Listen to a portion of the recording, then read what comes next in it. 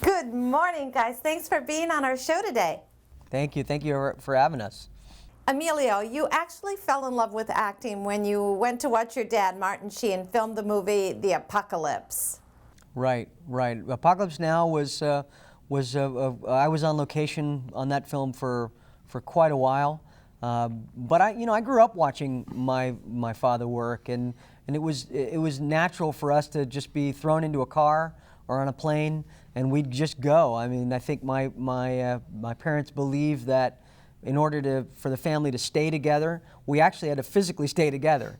And as a result, my parents are together now 50 years, and they put some mighty big footprints in the sand for us to follow. Truly, really. When you think of all the different movies that you've made with your father, and of course he's an amazing actor, you get to work with again on this new movie that you wrote, you star in, and you also directed, The Way. Can you tell us a little bit about that movie and what it was like working on it with your dad? Well, The Way is I'd like to describe it as a tonic for the soul. This movie doesn't have any CGI or violence or coarse language or nudity. It's a film that's got a ton of heart in place of all that. And I think it's the kind of film that Hollywood used to make a lot of, and they no longer do because they're chasing some idea of what they think people want. This film is about people. It's about human beings, and it celebrates family and faith and community, and it celebrates how connected we all are, and it's a very uplifting celebration of life, and it's something that I think a lot of people are responding to, and I think a lot of critics are getting behind my father's performance in this, saying it's the best thing he's done in 30 years. Oh wow, that's really exciting. Now, David, how did you get involved in this movie with Emilio? Well, I've made a couple of road movies before. I mean, I think at the essence of this one, it's really a classic old road movie, as Emilio was saying. It's it's one of these films that maybe Hollywood would have made years ago if they weren't so busy sort of making the sorts of films that they think that people are interested in now. When I read the screenplay, I felt like I couldn't say no. Emilio had seen a film I had made, Long Way Down, as you had mentioned earlier, with Ewan McGregor, and he said, "Listen, you just traveled through 15 countries. Do you want to help us travel through one and help me make this one?" And again, it's a film that's very positive, without being preachy. It's an uplifting, inspirational film, which doesn't set out to be. I just think people have responded in such a positive way because it's refreshing.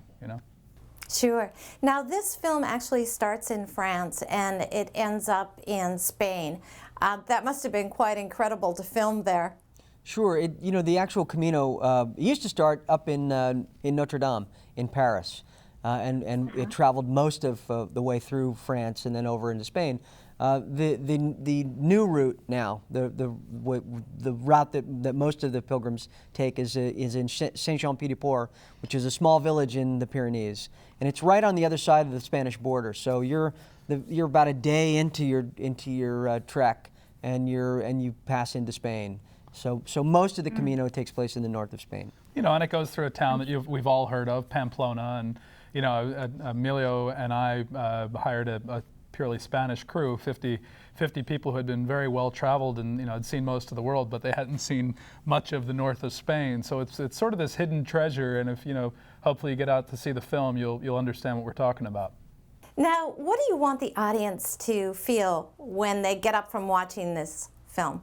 The idea of being totally comfortable in your own skin, and especially in the wake of this culture who says, take this pill and you'll be happier, go on that diet and you'll be thinner, have your teeth whitened and people will love you more. And look, I'm not advocating not taking care of yourself, but what I am advocating, and what the film's theme, the central theme is, how about being okay being exactly who you are?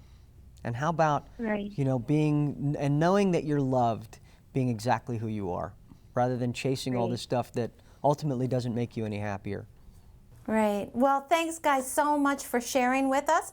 Thank you. Thanks, guys. Bye-bye. Palm Beach rocks. Yeah. And Dave's got a house there.